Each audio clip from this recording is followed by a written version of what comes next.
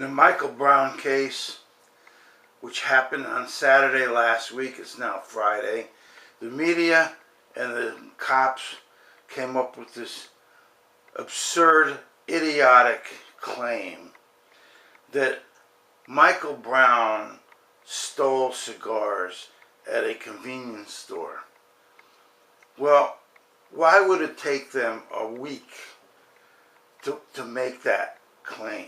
They didn't have to tell the name of the officer, just to say, well, he was a suspect in a robbery, when his associate, his colleague, his friend, Johnson, said right on the news, right in front of the camera, that they had cigarillos. Why would this kid, if he stole these cigarillos, even mention cigarillos? But he did. So they can't possibly prove, if in fact they had cigarillos, which I presume they did because the kid said they did, that they didn't buy them. They can't possibly prove that this was a robbery, that they robbed cigarillos or cigars or anything. When you go into a store to buy candy or cigars, stuff like that, you don't keep a receipt. Nobody would. Okay? So now that this whole deal is we're gonna find something here. No, you didn't. No, you didn't. This cop wasn't even involved in that so-called probably bullshit story in the first place. He was just driving on the street telling them to get onto the sidewalk. That was all that cop was doing. And he had nothing to do with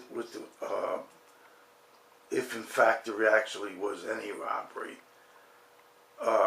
at some convenience store. It's because that was a whole different cop. So why didn't they say that? Because they're liars. Anybody that believes the cops about anything and believes that there's any kind of justice, especially after Rodney King, when we all saw him get his head bashed in by 4 cops, where they had a whole bunch of cops just watching it. It was like well, let's watch this guy get his head bashed in. And we're going to just allow these 4 cops to do it. And then we're going to find a way to get him out in another court by this Judge Weisberg, a real scumbag judge, Stanley Weisberg. Okay, using a black prosecutor, right? And what about Zimmerman? Because Zimmerman was acquitted based on the fact that the jurors went on TV and said the judge prevented them from convicting Zimmerman. Had nothing to do with stand your ground. So why can't these people get their stories straight? Why do they cook up this stand your ground nonsense, which never occurred, period?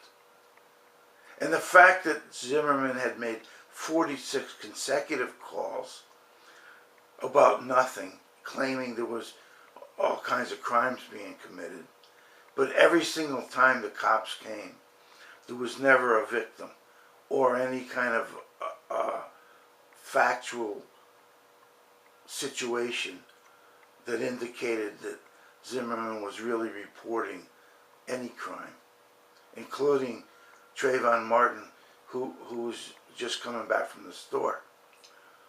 He looks suspicious.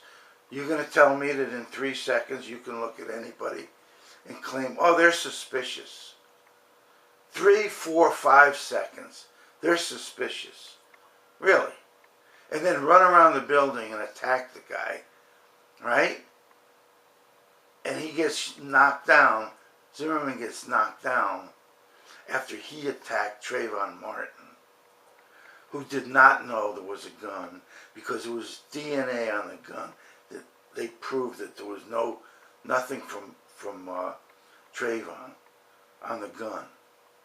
And now we have a cop who shoots this kid Well, let's see the pictures of this cop's body that prove there was any kind of an attack on him physically.